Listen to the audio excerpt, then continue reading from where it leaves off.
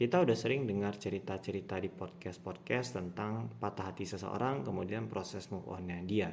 Ya, intinya mendramatisir prosesnya itu. Tapi andaikan pun dia cerita panjang lebar, proses dia kan sangat spesifik untuk kisah dia. Belum tentu relevan untuk kisah kita.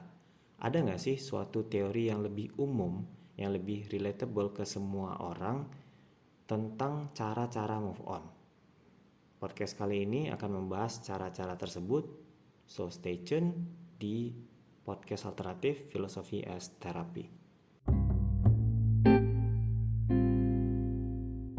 Halo, welcome back teman-teman di podcast alternatif Philosophy as Therapy. Masih sama gue Kadri Fama. Dan di awal gue pengen ngucapin selamat dulu tentunya bagi teman-teman muslim yang merayakan Hari Raya Idul Fitri.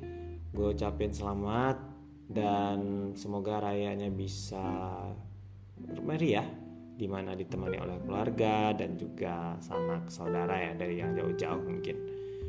Nah, sebagaimana opening tadi, kita bakal bahas theory of move on. Jadi teori ini bakal menyoal tahap-tahapnya nih.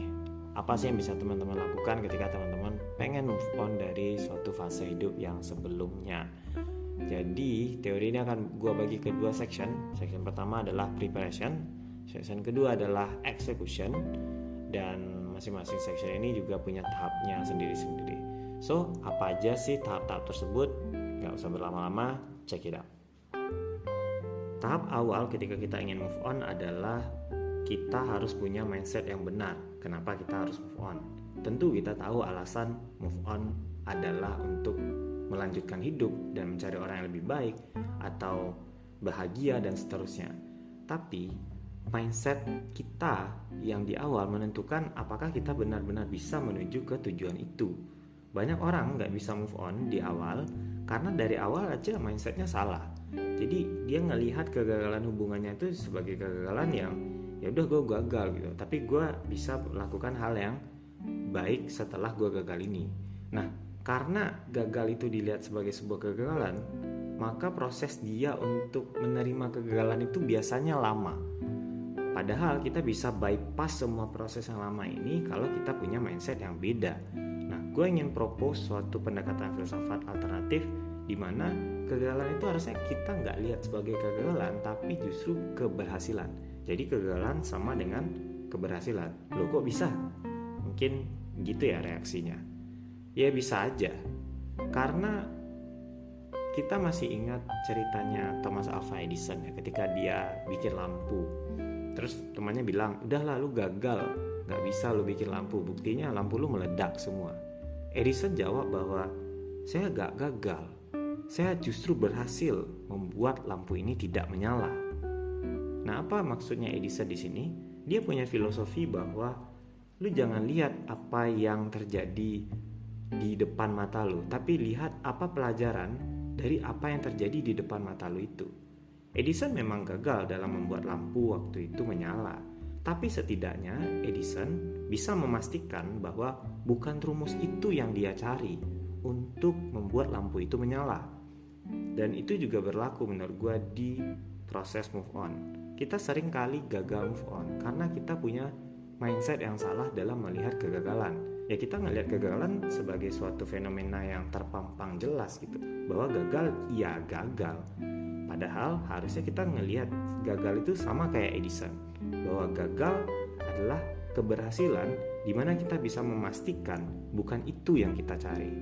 Misalnya ketika kita lihat sifat-sifat manusia di dunia ini hampir nggak terhitung bagi kita ya, karena jumlah manusia begitu banyak gitu. Nah, dari kebanyakan karakter manusia yang kita nggak bisa petakan satu persatu, setidaknya ketika kita gagal, kita bisa memastikan, oh, bukan tipe orang kayak gini yang gua cari. Jadi besok-besok, ketika kita ketemu tipe-tipe yang mirip, kita udah mawas diri bahwa kita udah pernah coba dengan orang yang bertipe kayak gitu dan nggak cocok.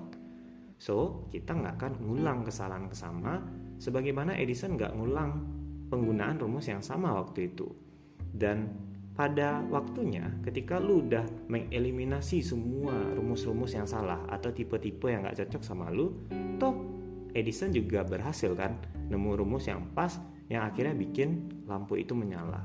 Itu juga yang harus kita tanamkan ke mindset kita bahwa ya kalau kita gagal, it's okay, karena memang at least kegagalan itu ngasih insight ke kita atau petunjuk ke kita bahwa bukan orang ini yang kita cari, dan besok-besok kita nggak akan terlibat sama tipe yang mirip-mirip atau mungkin sama, agar kita nggak buang-buang waktu.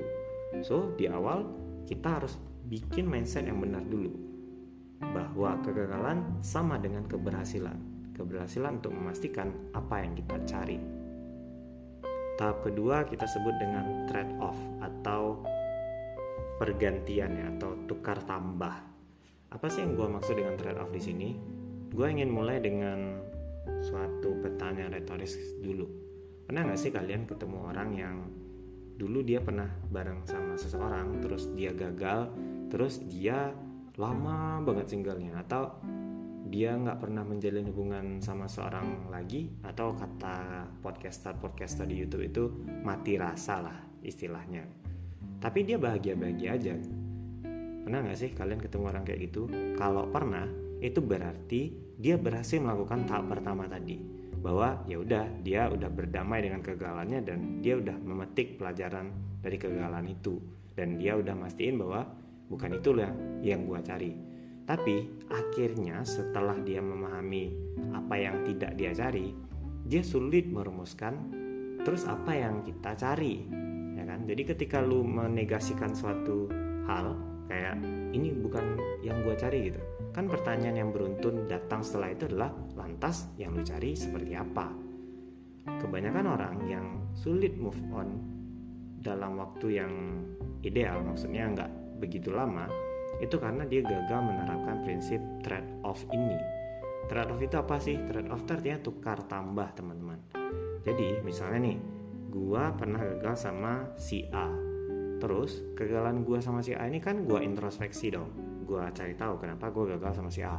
Katakanlah karena si A ini punya banyak teman cowok. Gua adalah tipe cowok yang pecemburu misalnya, atau gua nggak bisa aja bareng sama orang yang punya teman cowok atau bestie-bestian kayak gitulah bahasa anak Jaksel gitu. Katakanlah kayak gitu. Nah, yang sering terjadi adalah ketika gue putus sama seseorang, terus dia punya kekurangan, gue hanya mengambil pelajaran dari kekurangan dia, bahwa selanjutnya gue nggak akan cari cewek yang punya teman cowok banyak. Nah, dari situ gue akan mengeliminasi kekurangan dia tuh. Yang paling sering terjadi adalah gue tidak melakukan evaluasi terhadap kelebihan dia. Jadi katakanlah mantan gue ini punya kelebihan, dia pintar, friendly, cantik. Kekurangan dia adalah dia punya banyak teman cowok bestie. Gue gak pernah nyoal kelebihan dia itu, gue cuma mengeliminasi kekurangan dia aja. Sedangkan untuk kelebihannya mostly gue keep aja tuh, gue simpan aja untuk diri gue sendiri. Gue gak pernah melakukan evaluasi terhadap kelebihan. Yang terjadi adalah karena misalnya gue punya 5 mantan, dan setiap mantan itu kekurangannya gue eliminasi terus menerus, lama-lama kan sosok yang gue cari itu jadi sempurna gitu. Karena gue mengambil kebaikan atau kelebihan dari mantan A, kemudian si B juga gitu, si C juga gitu, dan gue mengeliminasi semua kekurangan mantan-mantan ini. Ya spek nabi lah jadinya ya kan. Hampir gak ada celah kalau gitu. Nah ini yang harus kita hindari dengan prinsip trade off. Jadi kita harus tukar tambah, teman-teman. Maksudnya ketika lu putus dengan seseorang karena alasan C, lu harus evaluasi terus kelebihan seseorang ini apa. Katakanlah dia punya A, B. Maka ketika lu ingin C ini hilang, lu harus bersedia juga A atau B hilang di profil orang berikutnya yang lu cari. Misalnya, gua gak suka cewek yang punya banyak bestie cowok. Walaupun kemarin mantan gua itu pintar, cantik, dan friendly, gue gak masalah deh untuk berikutnya dia gak terlalu friendly dan gak terlalu cantik, yang penting dia pintar. Nah itu namanya trade off. Dan kenapa harus kayak gitu? Ya karena memang ketika lu gak ingin suatu kekurangan ada pada seorang pribadi, ya lu harus siap bahwa akan ada kelebihan di diri dia yang juga gak ada, sebagaimana mantan lu dulu ada itu. Nah dengan begitu parameter atau kriteria lu untuk pasangan berikutnya itu jauh lebih realistis. Ketika lu evaluatif terus menerus dan lu menyingkirkan segala hal yang menurut lu nggak suka, tapi nggak pernah juga menyingkirkan kelebihan yang sebenarnya lu suka-suka aja gitu, maka lu akan mencari sosok yang lama-lama sempurna. Itu yang bikin orang bisa lama banget move on walaupun dia udah bahagia-bahagia aja gitu. So do trade-off principle. Selanjutnya di tahap ketiga ya mencarilah. Kan kita tadi udah bisa bilang bahwa kita pastiin bukan ini yang kita cari. Terus tahap kedua kita merumuskan apa yang sebenarnya kita cari, atau seperti apa sih profil yang kita suka. Tahap ketiga ya ketika kamu udah sadar apa yang bisa kamu tolerir, seperti apa kelebihan yang kamu bisa dapatkan, barulah kamu mencari. Jadi do action. Move on itu sama kayak kita mau pindah kerjaan sih, kayak lu harus update lagi profil lu harus bikin lagi CV lu ya, dan lu harus apply kan ke tempat-tempat yang baru. So do action. Memang catatan dari gua untuk tahap ketiga ini adalah enjoy the process. Sama kayak lu nyari kerja, lu kan enjoy the process. Kadang lu di interview sama orangnya cocok tapi lunya yang nggak cocok sama gajinya mungkin, atau lunya cocok tapi orangnya nggak cocok. Ya things happen lah. Jadi lu harus menikmati semua proses dan jangan baper, karena ketika ada orang yang nggak cocok sama lu, itu bukan berarti lu jelek atau lu nggak laku gitu. Ya simply orang tuh bukan market lu aja. Sama kayak ketika gue nggak cocok tawaran dari perusahaan A, misalnya gajinya sekian, ya bukan berarti karena gue nggak qualify kan, bukan berarti karena gue jelek profilnya dan seterusnya. Ya mungkin perusahaan itu budgetnya cuma segitu, atau mungkin gue yang punya standar terlalu tinggi untuk perusahaannya. Ya things happen lah. Jadi jangan merasa minder, percayalah bahwa diri kalian tuh udah cukup sebagaimana diri kalian. Dan kalau memang orang yang kalian bidik atau orang yang kalian incar itu nggak suka balik sama kalian, ya berarti dia bukan market kalian. Nggak usah baper, move on lagi aja ke kandidat berikutnya. Dan yang kedua pastinya jangan lupa berdoa, karena apapun lah usaha kita, kalau yang Maha Kuasa tidak merestui ya juga nggak ada gunanya ya. So do action, jangan baper ketika doing action, dan terakhir jangan lupa berdoa. Itulah all thing I can say for this third step. Terakhir, fourth step dari move on process. Banyak orang ketika dia udah dapat orang yang dia cari dan sama-sama cocok, artinya ya jodoh lah gitu.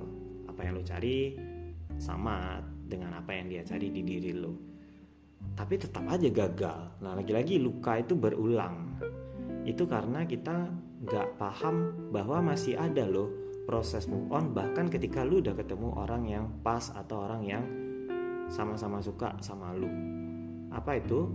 Rebuilding culture. Jadi proses kita move on itu kadang belum berhenti walaupun kita udah ketemu orang yang baru. Kita masih teringat-ingat memori sama orang yang sebelumnya, atau bahkan lebih buruk lagi, lu malah ngebandingin orang yang sekarang sama yang sebelumnya, sehingga dia juga ilfil ngeliat lu melakukan tindakan-tindakan kayak gitu. Ya siapa sih yang suka dibandingin gitu. Nah terus apa yang bisa kita lakukan setelah kita udah ketemu orang yang kita cari? Rebuilding culture. Lu harus membangun ulang semua kultur atau kebiasaan di hubungan lu.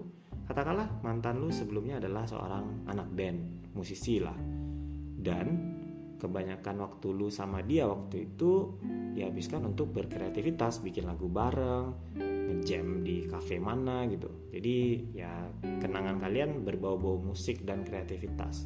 Nah di orang yang baru lu gak usah mikir musik lagi, karena orang itu pasti punya kecenderungannya sendiri. Katakanlah orang yang baru ini anaknya ceria atau ceriwis dan suka ngelucu. Nah kalau sebelumnya lu bareng seseorang itu lu banyak bermusik, maka di orang yang baru lu bisa banyak tertawa. Dan it's okay right to be loved differently. Banyak orang tuh gak bisa memaknai cinta lebih dalam karena dia merasa bahwa dia hanya bisa dicintai dengan cara tertentu. Padahal cinta itu luas ya. Ada banyak cara mencintai orang dan masing-masing punya versi kebahagiaannya sendiri-sendiri. Nah, lu harus mengeksplor semua jenis cinta di berbagai cara mencintai ini. Dan itu hanya bisa dilakukan kalau lu membiarkan orang yang baru menjadi dirinya, dan lu juga memahami kultur orang yang baru ini dan membangun kebiasaan baru di hubungan lu. Sehingga lu bisa berpindah dari cara dicintai A menjadi cara dicintai B atau yang lain lah intinya. Tapi apa sih kunci dari semua proses ini? Lu harus berani dicintai dengan cara yang berbeda. That's it. Kalau lu masih takut untuk mengeksplor cara dicintai yang berbeda, maka lu gak akan bisa move on. Karena kebahagiaan adalah milik orang-orang yang berani. Mungkin itu aja dari gua untuk podcast kali ini. Mudah-mudahan bermanfaat, dan kalau iya silahkan share ke teman-temannya.